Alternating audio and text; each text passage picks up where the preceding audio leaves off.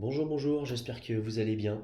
Aujourd'hui, nous sommes en Grèce, nous sommes en Crète plus précisément, à environ 80 km d'Héraklion. Héraklion, c'est la ville mère de la Crète, c'est le chef-lieu de l'île. Et nous sommes dans le village de Malaki. Ce village a été abandonné par nombreux de ses habitants. C'est un urbex qui est un petit peu particulier parce que je ne connaissais pas les raisons justement de cet abandon lors de ma visite dans ce lieu incontournable.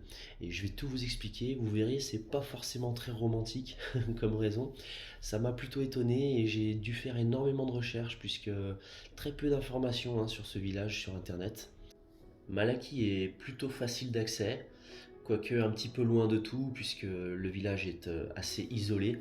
Déjà une sensation étrange lorsque nous nous approchons du village de Malaki, puisque dès lors que nous franchissons le panneau du village, on voit la route qui est elle aussi abandonnée et des fissures un petit peu de partout. C'est aujourd'hui encore très praticable, peut-être qu'au fil des années ça deviendra dangereux. À suivre. Et là on va essayer de caler le scout quelque part, à un endroit un petit peu plus sûr peut-être parce que là on a vu un gars qui faisait un peu peur.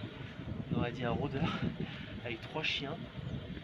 Et on va surtout garder les casques de scooter parce que les chiens ils ont l'air un petit peu agressifs, on ne sait pas s'ils sont errants ou pas. Et c'est pour se défendre ou si on tombe sur quelqu'un qui est pas très bienveillant. Regardez comme c'est sympa. Je me demande combien il y avait d'habitants avant. Donc là on vient de trouver une petite maison. On est sur le balcon. Et franchement je suis agréablement surpris parce que je trouve vraiment qu'il y a beaucoup encore d'affaires.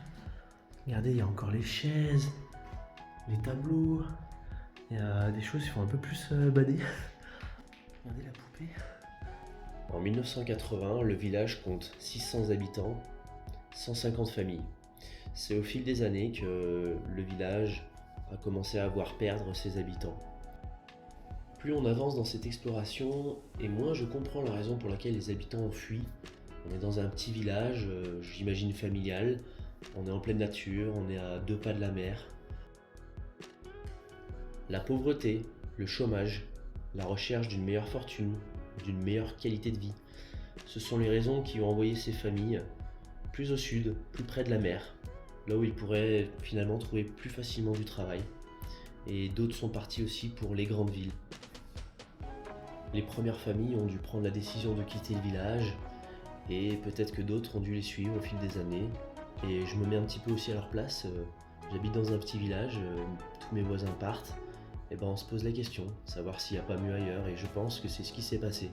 Je pense aussi que ça, voilà, a été une histoire de plusieurs années, voire plusieurs dizaines d'années.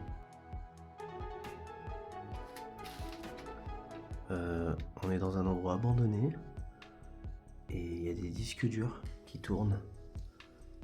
Alors, je comprends pas trop pourquoi. On dirait qu'il y a quelqu'un qui se branche dessus. C'est fou. J'ai quand même l'impression que c'est pas si abandonné que ça parce que entre le disque dur, la bouteille bien placée sous le robinet qui goûte, c'est bizarre quand même. Il y a un point qui m'a vraiment étonné sur cet urbex. Je vous ai dit il y a quelques secondes que ce village était abandonné. Eh bien pas tout à fait. En fait aujourd'hui 8 habitants vivent encore à Malaki.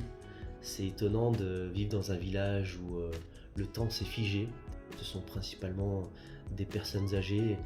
Et je serais curieux de savoir depuis combien de temps ils vivent là et quel effet ça peut faire d'habiter dans un village où il n'y a plus d'âme en fait. Ça fait vraiment triste, c'est assez spécial de se promener dans les ruelles et d'imaginer la vie qu'il y avait autrefois.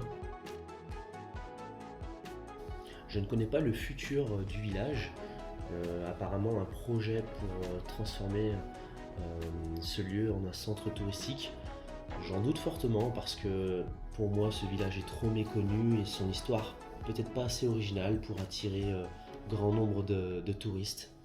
C'est tout ce que je souhaite à ce village en tout cas, mais pour moi son futur reste incertain.